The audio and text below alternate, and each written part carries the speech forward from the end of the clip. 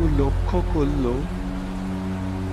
দূরের যাত্রীবাহী একটা নৌকায় আগুন জ্বলছে, কিন্তু কোনো মানুষ দেখা যাচ্ছে না। নৌকায় থাকা মানুষগুলোর হয়তো সাহায্য প্রয়োজন।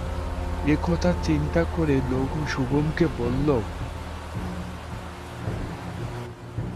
শুভন, সামনে একটা নৌকা জ্বলছে, চল যাদের কাছে গিয়ে দেখি, কারো হয়তো সাহায্যের প্রয়োজন।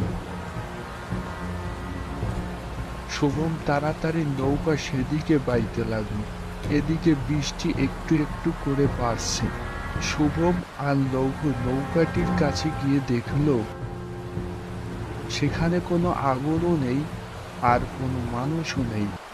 লঘু বেশ অবাক হলো, মানুষ ছাড়া কোনো নৌকা কেমন করে এই মাঝ নদীতে আসলো? কিরে শুভন, নৌকাতে কোনো আগুন নেই,